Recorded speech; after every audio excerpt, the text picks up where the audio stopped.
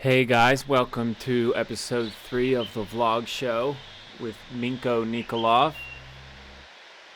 Here are some beautiful spring babies for your viewing enjoyment.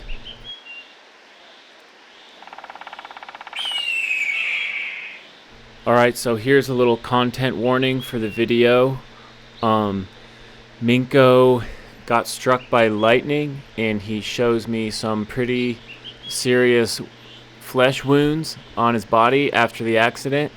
So if you're one of those people that is affected by images like that, I wanted to let you know before we get into it. What up, Cameron? Yo, What up? how's it going, Minko? Pretty well. Nice to see you again. Good to see you. What happened since I last saw you? One day I woke up and the next day I was a handicapped person. I went from being 100% functional to a person with disability and burn survivor. So now I'm a completely different category, and yeah, I'm still trying to climb and have fun. Nice. I'm a lightning strike and burn survivor and a rock climber. Nice. Yeah, and this year will be my 20th birthday in rock climbing since I started climbing. Oh wow. Yeah.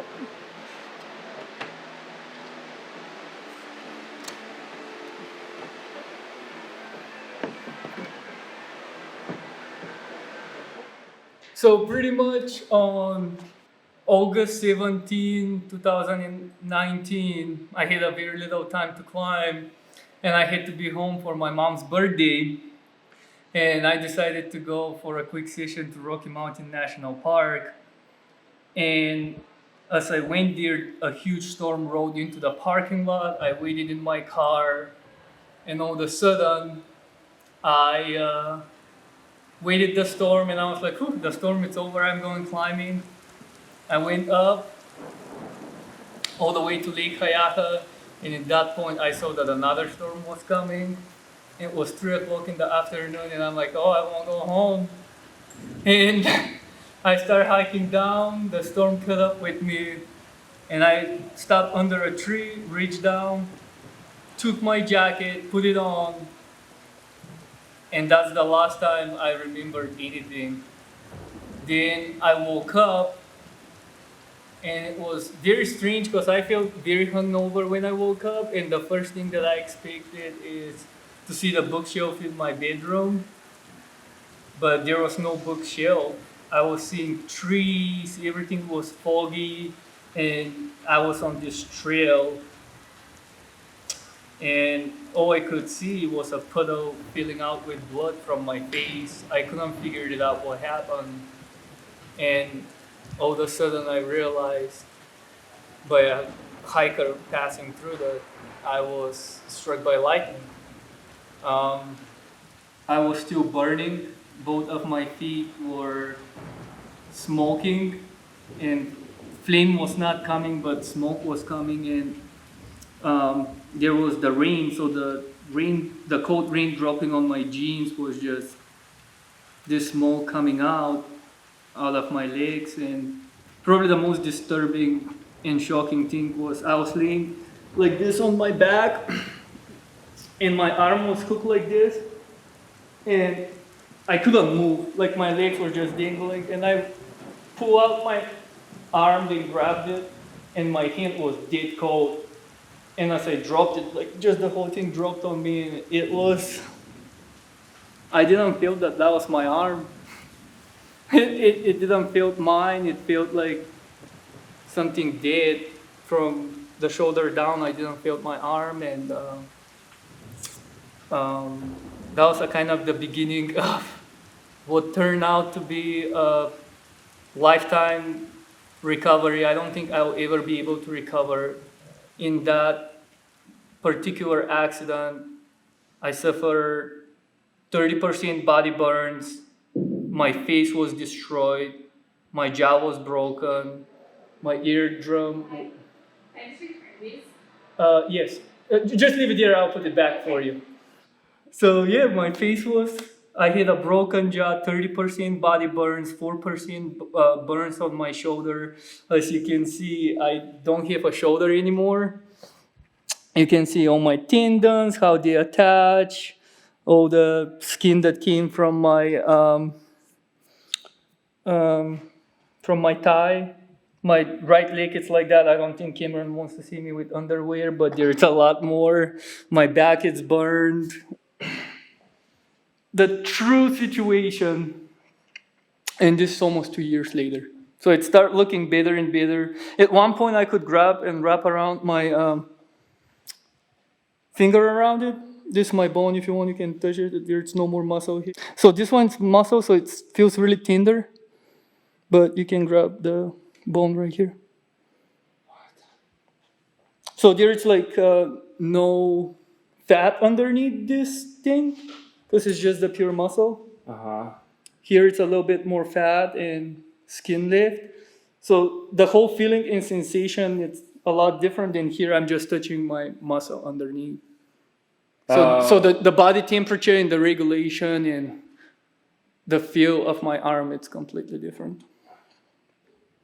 Pretty nice surgical job. I don't know if the guy will get an Oscar for surgeries. I don't know what they give each other. But he did a really good job and get my life back. I was back to being an infant. I couldn't walk so it happened on August 17. I couldn't walk back until Thanksgiving. I tried everything possible. The skin grafts that they put on me were in such an initial stage, so I had to stretch maybe 7 to 9 times a day. My shoulder was coming out of socket on its own, so I got subluxations. I couldn't lift my arm for about 3.5 months. I was doing physiotherapy. When I was on disability, I was doing physiotherapy 7 to 9 times a day.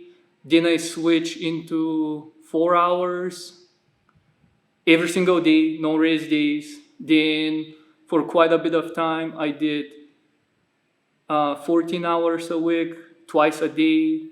And then COVID started, and that probably interrupted me quite a bit, and I could only stretch. The fitness aspect of a gym is what I truly need to get stronger, and I would like to see where this thing can go. I don't think that I have anything to anybody to show of what a disabled person can do, but I think at this point of time, there are many people like me out there that suffer some unfortunate event and they lost something in that way. So reach out if you want on Instagram, and if you have struggled with depression or if you have something in your life, like I'm always willing to help you, because I went through catastrophic event in my life. Like going that day to the park, I probably was in the best physical shape in my life. I was 32 years old, and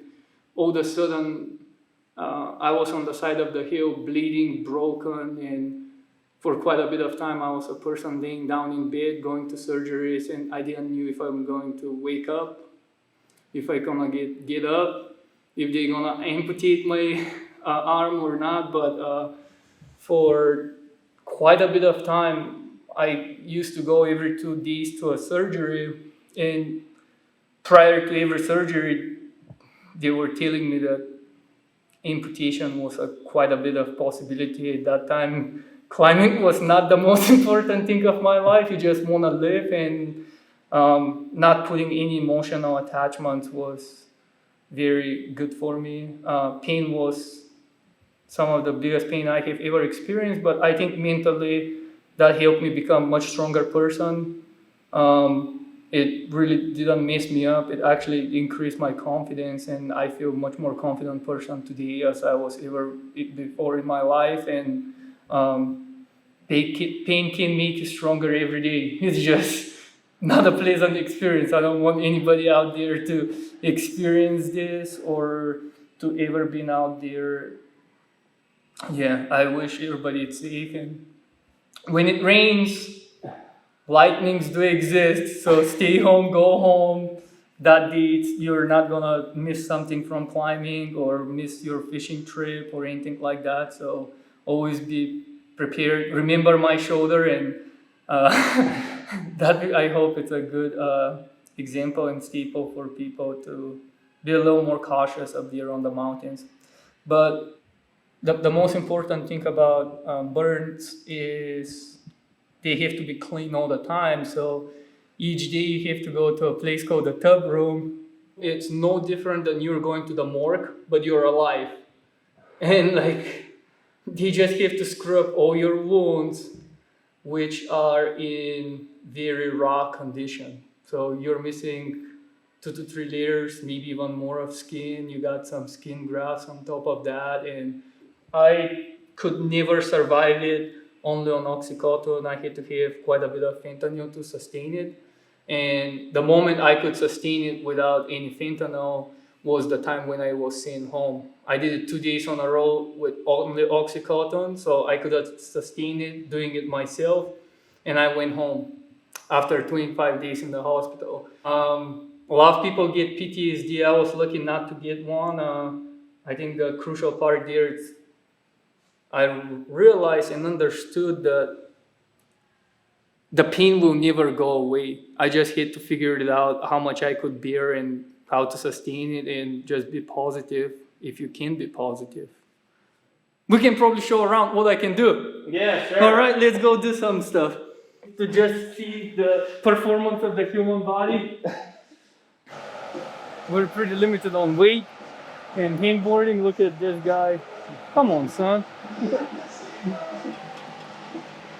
Bad arm.